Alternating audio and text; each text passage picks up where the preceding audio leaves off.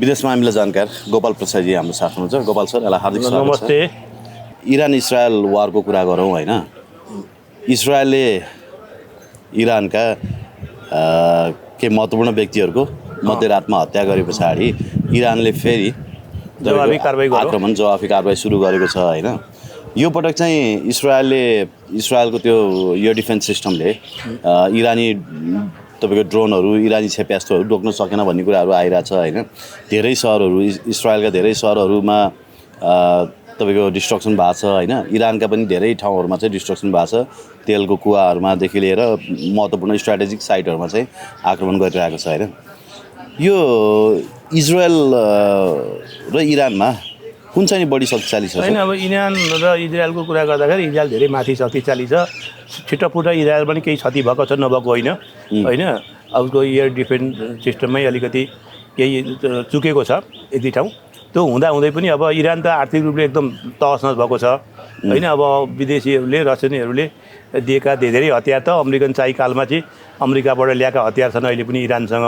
अमेरिकाबाट ल्याएको हतियार छन्। अनि त्यो 2 वर्ष कि 1 वर्ष अघि जो राष्ट्रपति एयर क्रास हुँदाखेरि जो मरे त्यो हेलिकप्टरबाटै अमेरिकन 1973मा चाहिँ रेजा पहलवीले चाहिँ त्यहाँ एउटा ठुलो भोज गरेका थिए, उत्सव गरेका थिए। त्यो उसको लागि चाहिँ किनेको थियो, त्यहीमा चढिरहेको थियो भने चाहिँ इरानको अवस्था अब यति जो क्षति गर्यो त्यो पनि इरानको ठुलो उपलब्धि हो। अहिले जो इजरायलको जो अलिकति क्षति भयो नि, केही मानवीय क्षति।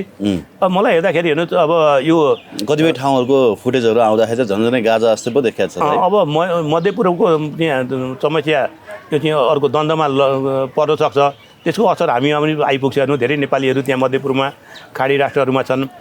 यसले चाहिँ एउटा चाहिँ क्षेत्रीय द्वन्द्व त निम्ति आयो नि। अब अहिलेसम्म इजरायलकोले जो त्यहाँको धार्मिक नेता आयतोल्ला खोमेनीलाई चाहिँ हत्या गर्ने चाहिँ इरानी उसले चाहिँ इजरायलको योजना मैले चाहिँ रोकिदिएँ भनेर ट्रम्पले जो अमेरिकी राष्ट्रपतिले बोले। अब त्योभन्दा झन् त्यसले चाहिँ ठुलो एउटा विकराल झन् उसलाई आक्रमण बनाउँथ्यो, मर्ता क्या नकर्ता भने जस्तो। अनि नयाँ ध्रुवीकरण इस्लामिक राष्ट्रहरूमाथि नयाँ ध्रुवीकरण हुनसक्थ्यो। अब 73मा होला एकैपल्ट इजरायलमाथि 6वटा देशले आक्रमण गर्दा पनि इजरायलले त्यो युद्ध चाहिँ 6 दिनमै सिद्ध्याइदिएको थियो। अब यसपालि पनि जो हेर्दाखेरि अब इजरायल अझ आक्रमक भएर आउन सक्छ जस्तो मलाई लाग्छ।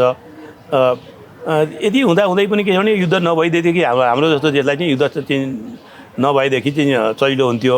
तर अब तुलनाको रूपमा भन्दाखेरि अब इजरायलको जस्तो इरानको ड्रोन र मा इरान अलिक अगाडि छ अहिलेसम्म हेर्दाखेरि। अनि क्षेप्यास्त्रहरू त्यही एन्टी एयरक्राफ्टहरू भनेका त उसले बाहिरबाट ल्याएको। अब आणविक अस्त्र हतियार त बनाउन पाएको छैन होला होइन।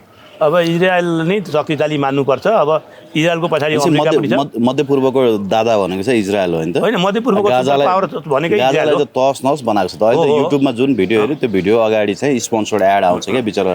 गाजामा चाहिँ बच्चाहरूले खान नपाएको भनेर होइन, भोकमारीले चाहिँ मान्छेहरू मर्दैछन् भनेर एड मरेका छन्। अब गाउँपिता जस्तो घुन पछि छ भने त इजरायलको बाध्यता हो। किनभने इजरायलप्रतिको अहिले जो आक्रमण गरेका छन्, इजरायलको विरुद्ध जो उमिएका छन् ती मानवता विरुद्धका अपराध हुन्। हमासले त मानवता विरुद्धको अपराध गरिरहेको छ नि। इजरायल त बाध्यता पो त्यो कारबाही गरेको, मर्ता क्या नकर्ता आफूमाथि होइन। लेबनान छिरेर हान्यो होइन, तपाईँको यमनमा हान्यो होइन, हुथी विद्रोही दबाउनको लागि यमनमा हान्यो। धावा बोले चाहिँ हान्दैन त, त्यो त हान्नै पर्यो नि। इजरायलको त त्यो त आत्मरक्षाको अधिकार हो नि त। इजरायलले हानेको नि आत्मरक्षा गरेको। सोभरेन नेसनभित्रै छिरेर हान्नु भनेको कसरी आत्मरक्षा होइन? अनि उसले चाहिँ के अरे विद्रोही समूहलाई किन आश्रय दियो त? हुती भन्नेलाई आश्रय दिइरहेको छ। अरू विभिन्न मिलिटेन्ट इस्लामिक ग्रुपलाई चाहिँ त्यहाँ चाहिँ संरक्षण दिइरहेको छ, टेडी दिइरहेको छ। अनि उसले आफ्नो सभरेन्टिटीको रक्षा गर्नु परेन होइन? त्यो त कुनै पनि राष्ट्रको आफ्नो एकदम अधिकार, क्षेत्र अधिकार हो नि त आफ्नो सभरेन्टिटीको रक्षा गर्ने त। तर यो युद्ध पछाडि तपाईँले देख्नुभयो होला चाइना खुलेर इरानको पक्षमा आयो। चाइना त पहिलेदेखि इरानको पक्षमा आयो। अब रसिया के गर्छ त्यति खुलिसकेको छैन। तर अब बिस्तारै बिस्तारै अमेरिकालाई पनि तान्ने रणनीतिमा चाहिँ नेतान्याहु छन् भन्ने कुरा सुनिन्छ होइन। अब के होला अब यसले कतै विश्वयुद्धको पो सङ्घारमा विश्वयुद्ध त नहोला होइन यो परिस्थिति हेर्दा। किनभने इरान हेर्नु, इरानको सबभन्दा अहिले आर्थिक अवस्था एकदमै जर्जर छ। त्यही इरानले धेरै लामो समय थेक्न सक्दैन। अब चाइनिजहरूले पनि आखिरमा चाइनिजहरूले त खुलेर कसैलाई पनि समर्थन गरे पनि हतियार मेरो किन भनेको न हो। अब इरानसँग त्यति हतियार किन्न सक्ने अहिले क्षमता पनि छ जस्तो लाग्दैन। उसलाई चाहिँ विभिन्न धेरै लामो समयदेखि चाहिँ जब 1979मा राजतन्त्र पतन भएदेखि अमेरिकाले नाकाबन्दी लगाइरहेको छ, लगाइरहेकाले आर्थिक मन्दीमा छ, आर्थिक एकदम दर्जर छ। अब चाइनिजले हतियार त्यतिकै दिँदैन, चाइना आउनु भएन। चाइनाले त उही समर्थन गरेको त हतियार बेच्ने कुरा हो, उसको आफ्नो हतियारको प्रयोग गर्नु छ। के अरे इजरायलको हतियार र हाम्रो हतियार कति तुलना छ भनेर इरानलाई केही दिएला प्रयोगको लागि केही मिसाइलहरू, तर पूर्ण सहयोग चाइनाले गर्छ जस्तो लागेन। धेरै ठाउँ गरेको पनि छैन त्यसरी। मलाई लाग्छ अब इरानले त पहिलेदेखि अलिकति सहयोग गरेकै हो चाइनाले त सहयोग गरेको इरानलाई, तर त्यति सहयोगले मात्रै इजरायलसँग धेरै दिन टिक्छ जस्तो लाग्दैन। अब इजरायललाई चाहिँ पैसा कहाँबाट आउँछ? इरानसँग त झन् तेलको खानीहरू छन्, तेलको भण्डार छ होइन। इजरायलले चाहिँ पैसा के? इजरायलसँग आफै अर्थतन्त्र सबल भएको देश हो। झन्डै मलाई लाग्छ 50,000 करोड 45,000 46,000 करोड डलरको बजेट होला इजरायलको होइन। त्यसले गर्दाखेरि आफ्नै छ, उसको कृषि छ, अब हतियार टेक्नोलोजीदेखि लिएर होइन धेरै छ। इजरायल त अब सम्पन्न देशको कुरा के भयो र अब संसारभर चाहिँ यहुदीहरूको चाहिँ एउटा किसिमले व्यापार व्यवसाय सबै साम्राज्य छ, बहुविज्ञानदेखि सबै होइन। इरानमा तेल छ त तेल उसले निर्बाध रूपले बेच्न पाएको छैन, के अरे ब्ल्याक मार्केटमा बेच्ने हो। इरानको आफ्नै समस्या छ, उनले त्यो समय हेर्नु अब कस्तो हुँदो रहेछ समय भनेको कुनै समय इजरायल र इरानको अत्यन्तै राम्रो सम्बन्ध। इजरायल जब 1948मा स्थापना भएपछि मध्यपूर्वबाट पहिलो इजरायललाई मान्यता दिने देश नै इरान हो। त्यतिखेर इरान पनि अमेरिकन ब्लकमा थियो, इजरायल पनि अमेरिकन ब्लकमै थियो र इरानमा राजशाही थिए। अब त्यो चाहिँ जब राजशाही पतन भएपछि न इजरायलको अस्तित्वले छिकपार नगरेर चाहिँ अहिले पनि धेरै इरानका जो हतियारहरू छन् जो धेरै छन्, इजरायलले त्यतिखेर दिएको टेक्नोलोजी त्यतिखेर दिएका हतियारहरू अहिले पनि प्रयोग गरिरहेछ। त्यही टेक्नोलोजी अहिले पनि हतियार चलिरहेछ। एक समयको सम्बन्ध अत्यन्त थियो, त्यो एकदम शत्रुतामा परिणत भयो, नभए त एकदम यी त दाजुभाइ जस्तै थियो नि त पहिला। अब नेतन्याहुले के भनेका छन् भने इरानसँग हामी पनि वार त चाहँदैनौँ होइन, तर यसको तपाईँको भनौँ न सेटल डाउन अथवा बटम लाइन चाहिँ के हुनसक्छ भने खामेनीको शासन अन्त्य होइन। यो जुन रिलिजियस उसमा चाहिँ धार्मिक शासनको आडमा जुन खालको प्रोपोगन्डा गरिरहेका छन्, उनले अर्कै एउटा वर्ड प्रयोग गरेका छन् कि रिलिजियस के भनेका छन्, यो चाहिँ अन्त्य हुनुपर्छ भनेर उनले भनेका छन् होइन। अब खामेनीको शासन अन्त्य हुन कसरी सम्भव होला त? इरानमा त अब रिभोल्युसनरी गार्ड इस्लामिक संविधानै परिवर्तन गर्नुपर्ने हुन्छ।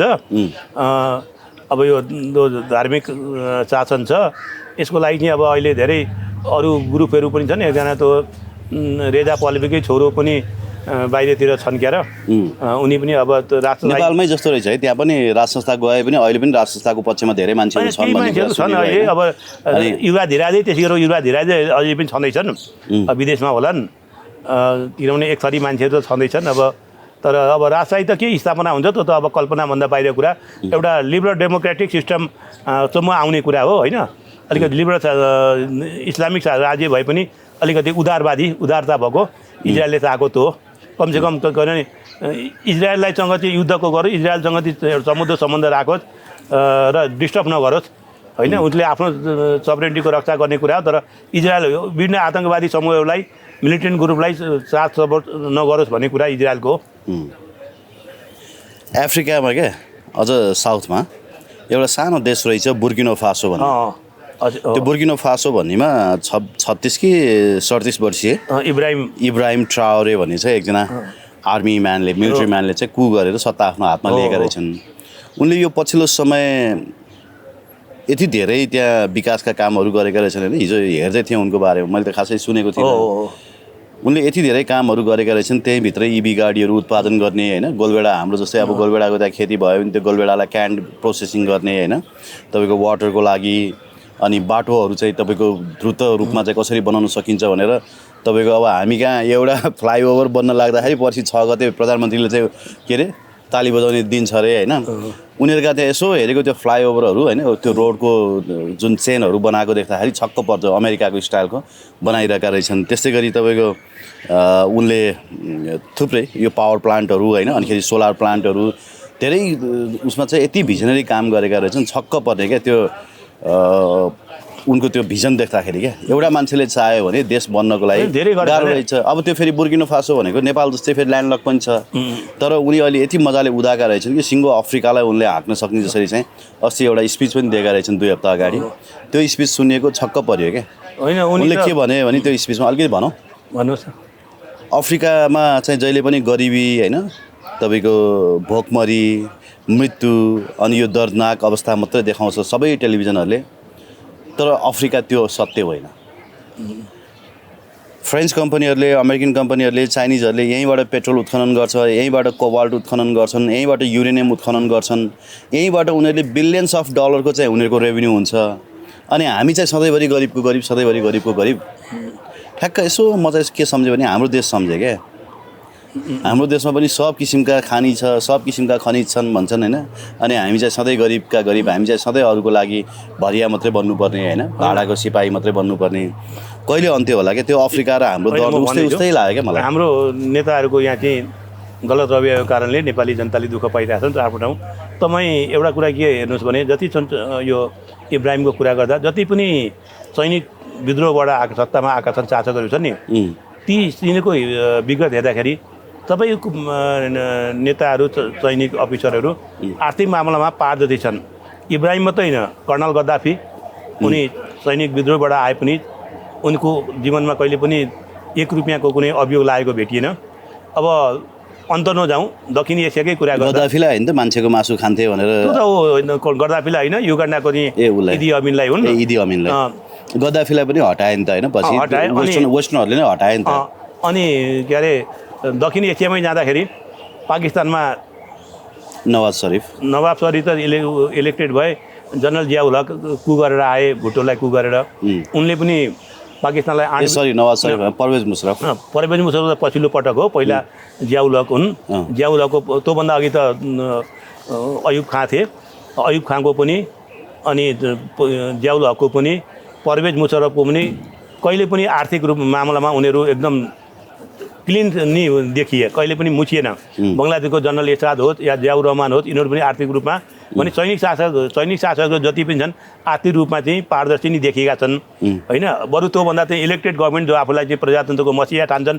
तिनीहरू बदनाम भए अहिले चाहिँ उनले त्यो स्पिचमै भनेका छन् क्या हाम्रो करप्टेड शासकहरूलाई चाहिँ यिनीहरूले चन्द पैसामा किनेर अनि हामीमाथि सधैँभरि यिनीहरूले आफ्नो एजेन्डा थोपिरहेका छन् जस्तो हाम्रा शासकहरू करप्टेड भएको कारणले गर्दाखेरि यो भयो जस्तो पाकिस्तानमा जियाउल हकको जब एयरक्राफ्टमा मरेपछि बेनजीर भुट्टो प्रधानमन्त्री भइन् उनको श्रीमानजी थिए जर्जाईलाई तपाईँले पाकिस्तानमा मिस्टर 10% भनेर नाम भन्छन् उसलाई मिस्टर 10% जे काममा पनि 10% कमिसन लिइहाल्ने अब अहिले यहाँ नेताका परिवार श्रीमतीहरूले छोराहरूले लिन्छन् नि हाम्रो यहाँको 10% जस्तै जे काम गरे पनि कमिसन बिना नलिने इभेन उनी हुँदा सेनिटरी प्याड शुद्धमा पनि कमिसन खान थाले हाम्रा नेताका परिवारहरू त होइन सेनिटरी प्याडमा के अरे टिबीको इन्जेक्सनमा यस्ता कुरामा पनि कमिसन बिना नगर्ने त्यसले गर्दाखेरि तानाशाही शासकका पनि केही राम्रा गुणहरू हुँदो रहेछन् भन्ने कुरा चाहिँ यसबाट बुझियो नि त उनीहरूको खै त्यो शैली ठिक नहोला उनीहरूको चाहिँ के अरे एउटा प्रजातन्त्रपट्टिको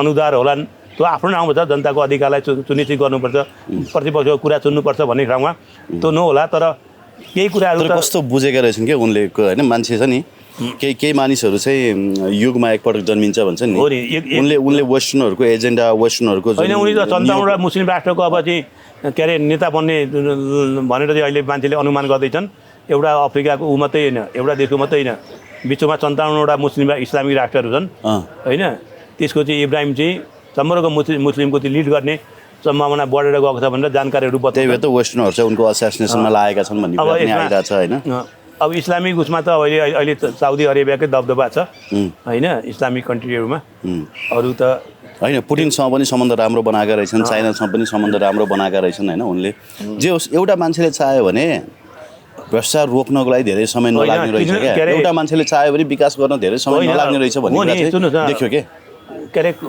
मलेसिया एकजना मोहम्मद महातिरले बनाएको होइनन् र अनि श्रीलङ्का एउटा ली कुइनले बनाएको होइनन् र के अरे सरी सिङ्गापुर एउटा ली कुइनले बनाएको होइनन् मान्छे नै भएनन् क्या देश भएन यहाँ त सबै आफ्नो परिवार बनाउने मात्रै भए देश सोच्ने मान्छे नै भएन कि यहाँ त कहाँ अब नेता होइन नि त यो त नेताका भेषमा चाहिँ कमिसन एजेन्ट बसेका छन् माफिया बसेका छन् विभिन्न चाहिँ नेता भेष चाहिँ नेताको छ तर काम चाहिँ अरू कमिसन एजेन्टको गरेपछि कसरी देश बन्छ कमिसन बिचौलियालाई जे गर्दा फाइदा हुन्छ त्यही गरिदिन्छन् बरु सैनिक कुसहनु ठिक होइन तर एउटा देशलाई भ्रष्टाचारबाट मुक्त गर्ने देशलाई विकासको दिशामा होइन तीव्र रूपमा अगाडि बढाउने मान्छे चाहिँ चाहिएको छ कि नेपालमा पनि होइन अब त सैनिक कु त म भन्दिनँ एउटा के अरे डह्रो चाहिँ राजनेता चाहिएको छ देशलाई जस्तै देशलाई चाहिँ एउटा डेस्टिनेसनमा लान सकोस् यी सबै विकृति विसङ्गतिलाई कन्ट्रोल गर्न सकोस् एकदम निर्मूल पार्न सकोस् त्यसको खाँचो छ देशले कुन युगमा कहिले जन्मिन्छ अहिलेको यो जुन नयाँ पुस्ता पुराना पुस्ता युवा पुस्ता भन्छ नि युवा त यो क्वालिटी देखिँदैन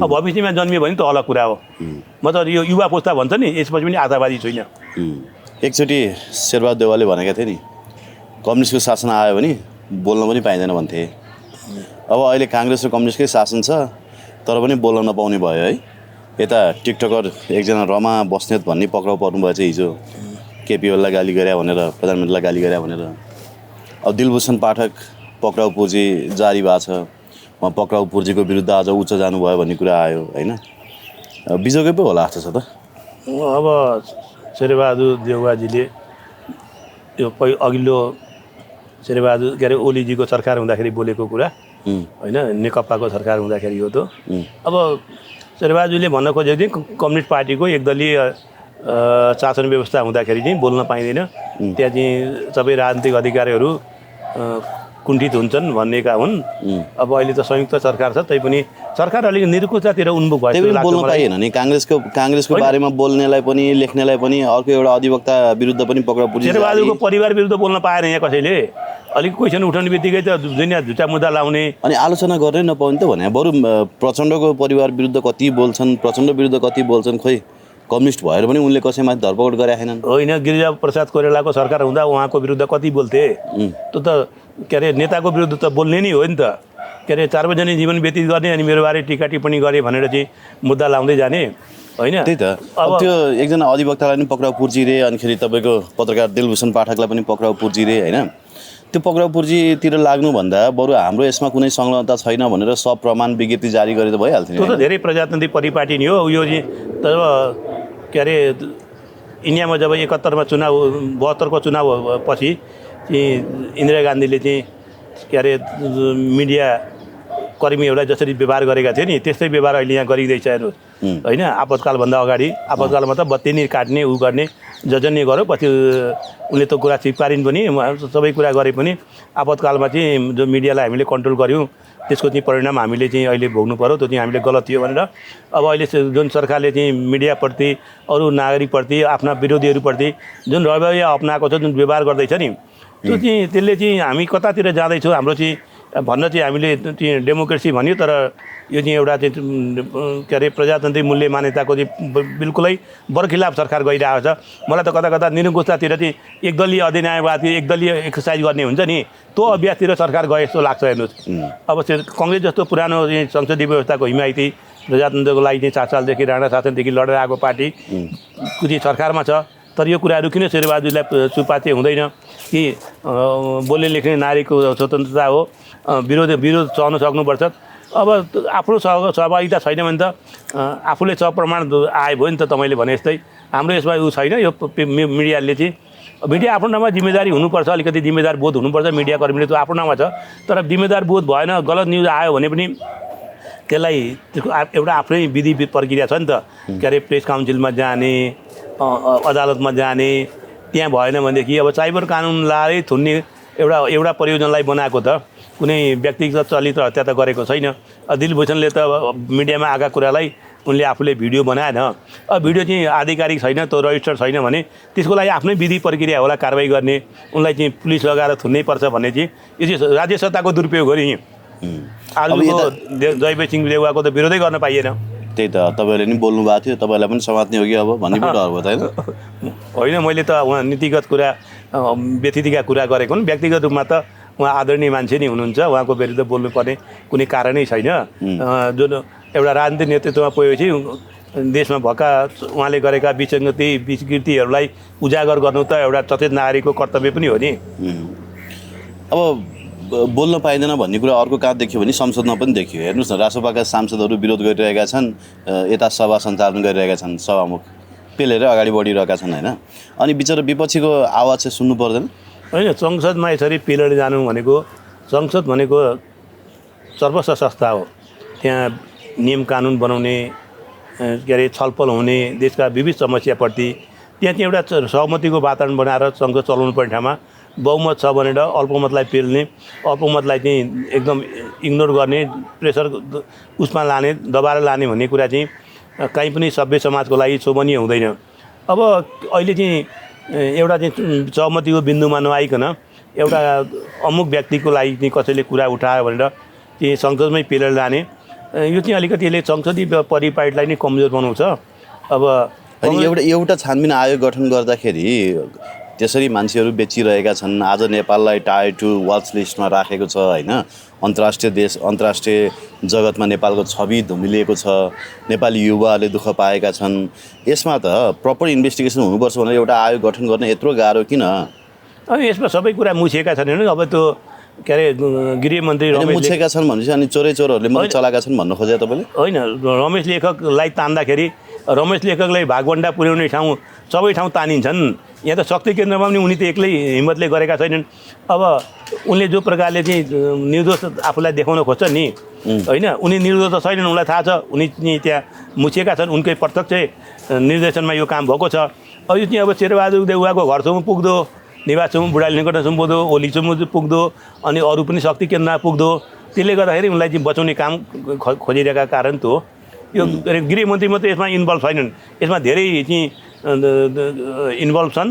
यत्रो एउटा गृहमन्त्रीले मात्रै यत्रो ठुलो काण्ड गर्न सक्दैन होइन। सेटिङ मिलाएर चाहिँ यो चाहिँ धेरै ठुलो चाहिँ मानव तस्करको जालो चाहिँ कहाँसम्म छ भन्ने कुरा बुझ्नुहोस्। अनि रासोपाले उठाएको मागमा के नाजायज माग छ र होइन? यसमा प्रपर इन्भेस्टिगेसन हुनुपर्छ भन्ने होइन। अनि संसदमा यो कुरा सुनवाई नगरिकन पेलेरै तपाईँको विरोधका बावजुद पनि सभा सञ्चालन गर्ने त त्यो त सरकारको निरङ्कुश। राप्रपा पनि यसमा तपाईँको छ, राप्रपाले पनि अडिग राखिरहेको छ। निरङ्कुशता शैली भनेकै त्यही हो नि। सरकार चाहिँ एकदम निरङ्कुशतातिर उन्मुख हो भनिरहेको छु नि म। त्यही भएर त बोल्नै नपाइने भयो नि, म पनि त्यही भने त हो नि। बोल्नै त कहाँ पाइयो? काङ्ग्रेस र एमालेको सरकार हुँदाखेरि पनि तपाईँ ओलीजीको गुणगान गाउनुहोस्, तपाईँलाई स्वागत छ। देउवाजीको गाउनुहोस्, आर्जु म्याडमको गाउनुहोस्, ठिक छ। अलिकति तथ्य जस्तै कुरा बोल्नुहोस्, मिडियामा गर्नुहोस्, तपाईँलाई झुटा मुद्दा लाग्न सक्छन्, जालजेल मुद्दा लाग्न सक्छन्, जे पनि हुनसक्छ। त्यसले गर्दाखेरि स्थिति त्यो टिकटकरले भने त खासै केही नराम्रो त केही भने रहन्छ। सामान्य अरूले गर्ने, केही विश्लेषकहरूले गर्ने आलोचना चाहिँ सामान्य आलोचना रहेछ। होइन, त्यो त मैले सुनेको छैन। तर टिकटकमा बनाएकै भरमा चाहिँ अब कसैको विरोध गरेकै भरमा प्रधानमन्त्रीको विरोधै गर्न पाइने भन्ने त होइन होला। प्रधानमन्त्री पनि त के अरे प्रजातन्त्रमा त सबैको विरोध गर्न, टिका टिप्पणी गर्न, सोच आलोचना गर्न पाइन्छ नि। त्यसै कुनै मानमर्दन हुने, उनको व्यक्तिगत चरित्र हत्या हुने कुनै कुरा त टिकटकमा हालेको छैन होला।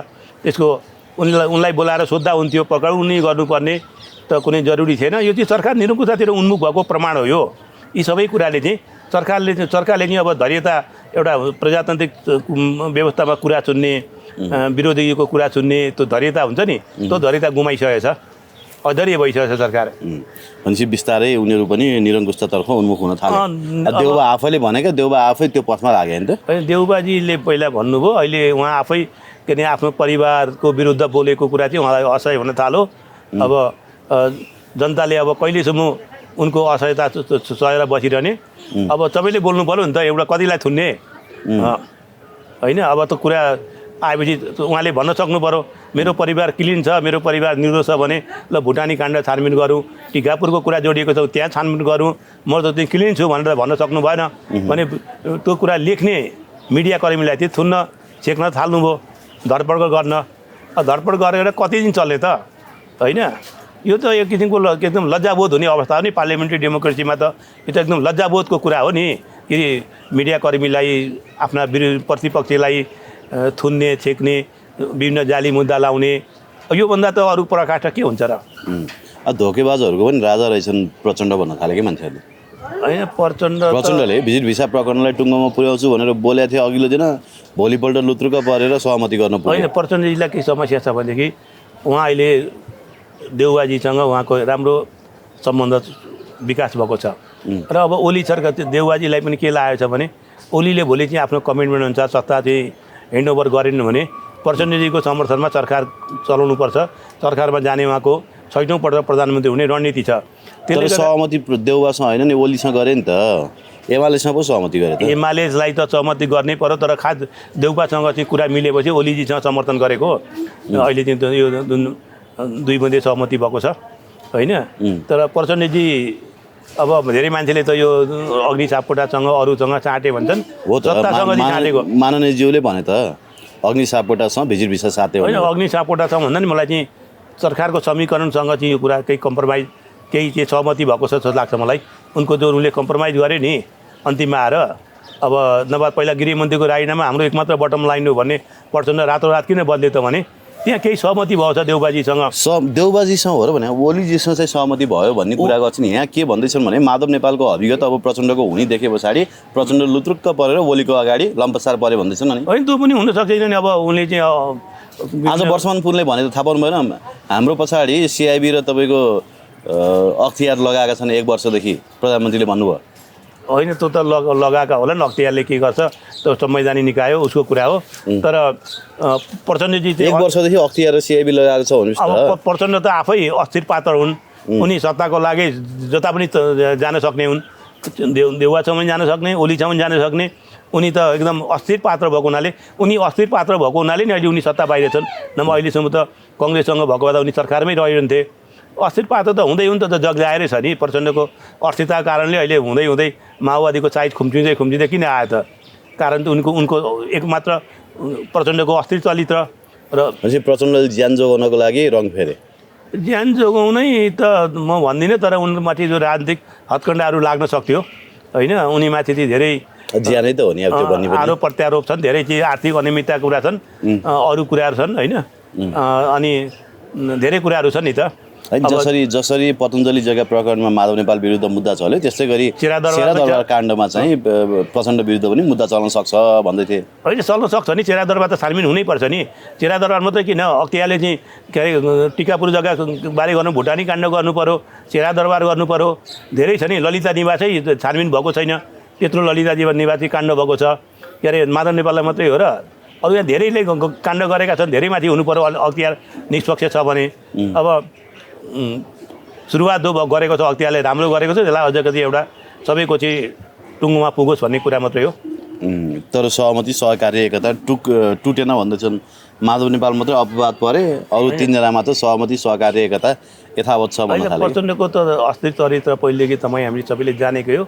उनी त्यहाँ कतिखेर के गर्छन् भन्ने कुरा, उनीमाथि चाहिँ एउटा उनी भयमा नेपालमा सबभन्दा बढी माथिको कोही नेता छ भने त प्रचण्ड छन्। हेर्नुहोस्, उनलाई धेरै प्रकारको भय छ। उनी भयबाट सायद निभाउन पनि सक्छन् कि सक्दैनन्। उनी भयरहित मान्छेले नै आफ्नो निर्णयमा उ गर्छ। भयमा ग्रसित भएको मान्छेले त के गर्छ? प्रचण्डबाट केही नहुने कारण एउटा त्यो पनि हो। उनी भयमा रहेका छन्। के अरे मन्त्री हुँदा प्रधानमन्त्री हुँदा गरेका कामको भय होला, अरू क्यान्टोनमेन्टको कुरा होला, अरू कुरा होला, धेरै कुराहरू छन्। प्रचण्ड त एउटा के अरे भयरहित छैन नि त, उनी त एउटा भयमै बाँचेका छन्। त्यसले गर्दाखेरि जसलाई पनि के अरे उनको कमजोरीबाट अरूले फाइदा लिन सक्छन्। उनको ठुलो कमजोरी छ। हस्, thank you very much Gopal. ल नमस्ते।